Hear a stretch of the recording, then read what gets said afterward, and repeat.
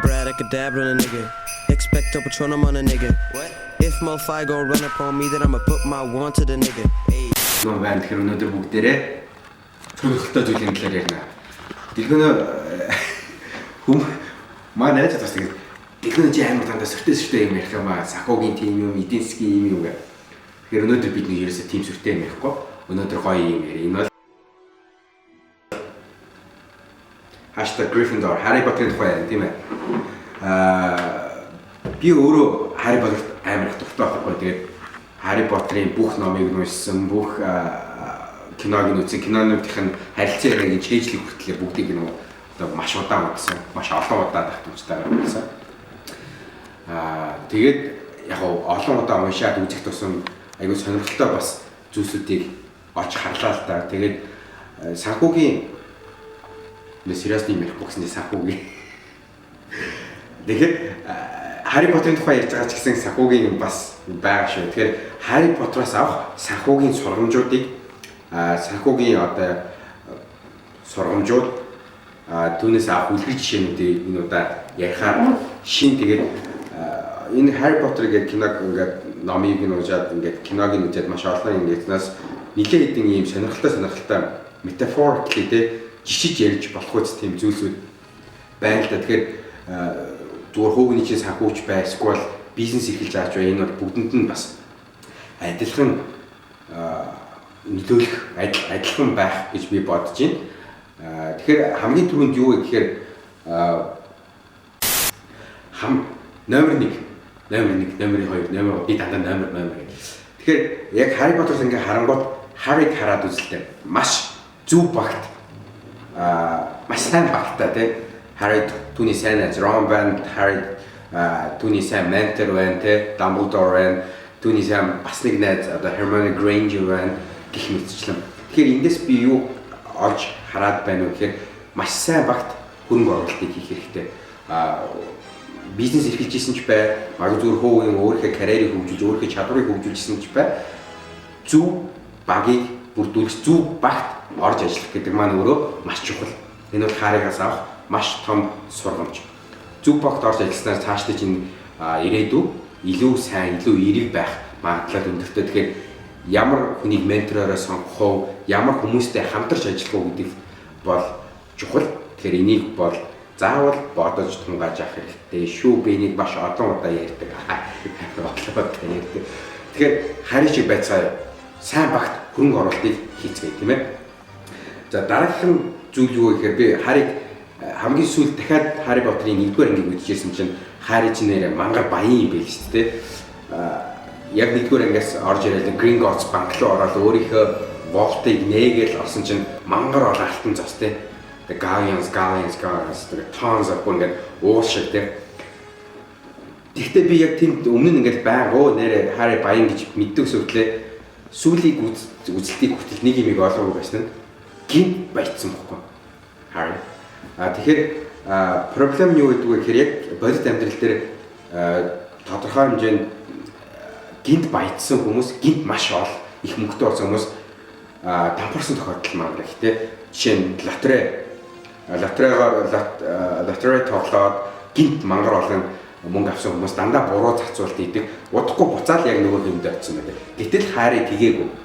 Энэ бол санхүүгээ маш ухаалаг зарцуулсны одоо ач тус. Тэгэхээр эндээс авах Harry-гаас авах зургамж бол бүгдээрээ Harry шиг байцгаа, Harry шиг мөнгөө ухаалаг зарцуулж тэр их мөнгийг харсан ч гэсэн тэрэнд тулгамдаж тэрийг би гинт баяжчлаа гэдээ өрөхгүйгээр хадгалж зүү зарцуулж хөрөнгө оруулалт хийж сурах хэрэгтэй шүү. Энэ бол Harry-гаас авах дараагийн сургамж. Гурав дахь нь болохоор зүгээр Harry ингээд бүх сериалыг үзээд туусангууд Harry өөрт нь байдаг маш том давуу тал. Энэ юу гэхээр бууж өгдөг. Бурхан Тэнгэр би л Harry-г оронд байсан бол тэр их дарамтанд донд магадгүй 4-р ангийн дараа бараг бууж өгч магадгүй шүү. Тэ? Лонд хөөгдөд. Тэгэхээр Harry огт бууж өгөөгүй. Тэгэхээр энэ бол яг өөрийнхөө хүүгний төлөвшөлт маш анхаарах ёстой нэг том сургамж гэж би ойлгоод байгаа. Тэгэхээр манай залуучууд, оюутан дүүнер тийм ээ хинч бай ерөнхийдөө бол гол өөртөө суулгах нэг зүйл бол бууж өгөхгүй байх. Мэдээж хүн алдаа дутагдал маш их гаргана. Тэрийг хүлээн зөвшөөрөх хэрэгтэй. Тэрнийхээ унсныхаа дараа буцаад босдог байх, урагшаага тэмүүлдэг байх, зогсолтгүй байх энэ чадруудыг суулгаж өөртөө авснаар чамд бол маш том эерэг нөлөө үзүүлнэ. Энэ бол чиний амжилтын чинь маш том нэг нөөц бол. За амжилт үзүүлэх нэг том түлхүүр нь тэнд байгаад байгаа шүү. Тэ.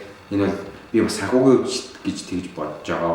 Зүгээр хувийн хөгжлийн үеч гэсэн бууж өгөхгүй байх гэдэг маань. Гэхдээ мэдээж алдаанасаа суралцаж явж байгаа хэрэгтэй тийм ээ.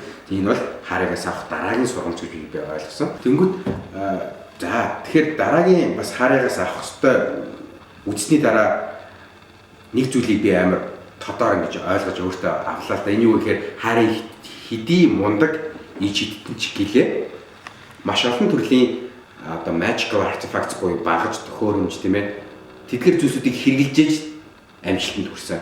Жишээ нь the sorting hat те Godric Gryffindor-ын сэлэм за тэгээд мэдээж invisibility cloak те далтны нөмрөө гих мэтчлээ. Эдгээр зүйлсүүд байгаагүй бол Harry бараг 1-р ангийг заах 1-р ангиа давлаа гэж бодоход 2-р намн дээр 2-р анги дээр Basilisk-тэй тулж яхад магадгүй байсан баг. Ингээ бүх юм дуусаа. Тэгэхээр эндээс юу хэлэх гээд байна вэ гэхээр өөртөө хэрэгтэй багц төхөөрөмжүүдэд хөрөнгө оруулалтыг хий. Магадгүй үйлдвэрлэлийг эрхэлж байгаа, магадгүй бизнес эрхэлж байгаа хин нэгэн байвал одоо хамгийн сайн гэсэн тоног төхөөрөмжөд хөрөнгө оруулалт хийхээс бити зайлсхийгээрэй. Тэдгээр зүйлсүүд бол амжилтанд хүрэх хугацааг чинь хэд дахин хэмнэж өгнө шүү. Хэрв чи англи зөвхөн хүүхний хурд ярихад англи хэл сурах шаардлагатай байвал хамгийн сайн номыг олж худалдаж аваад үзэх хэрэгтэй. Хамгийн сайн сургалтын төвд явах хэрэгтэй. Эдгээр зүйлд зарцуулах мөнгийг бол цэвэр хөрөнгө оруулалт гэж ойлгоод энэ дээр бол бити гартаарай. Энэ бол маш зөв шүү. Энэ бол чамд хэрэгтэй багаж төхөөрөмж эдгээр зүйлсүүдийг маш сайн ухаарч ойлгох хэрэгтэй. Харин шиг байцгаая бүгдээрээ тийм ээ. За дараагийн ярих гэдэг байгаа бас нэг зүйл нь Харийг бас нэлээд олон удаа үзсэн л дээ. Тэгээд Харийг нэлээд үзхийн хэрэг бас нэг зүйлийг ойлгосон нь юу вэ гэхээр юмыг олон талаас нь бодох амар хэрэгтэй байна гэдгийг бод ойлгоод байгаа. Яагаад гэвэл бүгдээр яг нэг дүрийн жишээн дээр авъя л да. Severus Snape. Severus Snape дээрс бас Albus Dumbledore те. Энэ хоёр дүр бол бүх зүйлийг төлөвлөж хийсэн, бүх зүйлсийг маш их боддог байсан ийм хоёр дүр. Энэ хоёр ер нь явж Snape, Dumbledore хоёрын бүх төлөвлөгөөгөөр эдгээр биднес одоо 7 номтой одоо 8 дахь ном гарчихсан. Одоо магадгүй дараагийн сериалууд гарах гэж байж. Тэгэхээр эдгээр хүмүүс байгаагүй бол энэ их төв үргэлжлэх байсан уу юу мэдэхгүй.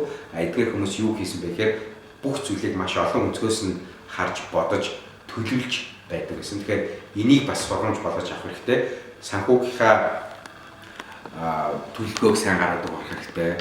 Зөв хүүгнийхээ карьерийн хөгжлийн төлөвлөгөөг сайн гаргадаг хэрэгтэй. Маш сайн боддог байх хэрэгтэй, төлөвлөдөг байх хэрэгтэй. Энэ бол бас Harry Potter-аас авах дараагийн нэг том сургамж шүү.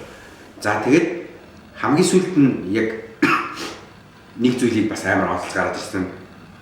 Өрсөлдөгчөө хизээж бити дутуу юм. Voldy. Тэгэхээр Voldemort-ийн хамгийн сул тал нь юу байсан бэ гэхээр хит arrogant буюу өөртөө хит ихтэй байсан те. Тиймээс ч 2 удаа ялагдсан. Алдаанаасаа суралцаагүй. За тэгэхээр энэ бас нэг зүйл шүү те. Алдаанаасаа заавал суралцах хэрэгтэй. Хоёрт нь дайснаа өрсөлдөгчөө хизээж бити дутуу юм. Harry зүгээр нэг жоохон бацаан гэж үнэлснээс болж ер нь явж Voldemort ялагдаж дууссан. Тэгэхээр ямарваа нэг тохиолдолд өөрсдөө яг бизнес эрхэлж байгаа хүмүүс төр тусмаа тийм ээ.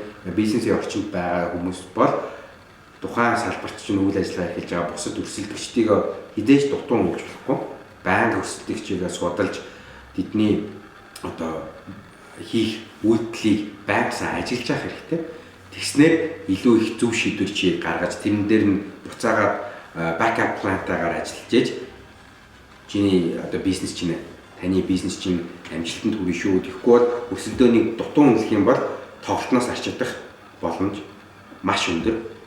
Тэгэхээр энийг би бас Harry Potter-аас жишээ авч сургамж шүү гэж хүлээж авч байгаа. Тэгэхээр би бас энэ цаашдаа ерөнхийдөө ингээд янз бүрийн кино, ном, өөрийнхөө эдгээр зүйлсүүдээс авч болох санхүүгийн болон зүгээр хүүхний карьерийн амьдралын иймэрхүү сургамжуудаар series оролцож байгаа. Тэгэхээр энэ бол хамгийн тэр series маань хамгийн ихний эпизод хамгийн дуртай сериалаараа буюу Harry Potter-аар хийлээ. Та бүхэн дараа нь ямар сериалаас хэлсэн байгаа тэрийг комментоор бичээрэй. Таалагдах юм бол тэр киноны талаар, тэр сериалын талаар ч юм уу бүгдээрээ ярилцаж тэндээс авах сургамжуудыг дараагийн влогуудаар орно шүү. Тэгэхээр энэ шиг дахиад гоо сонирхолтой өөрсдөө чинь хүсэж байгаа юм видеонуудаас хоцрохгүй тул subscribe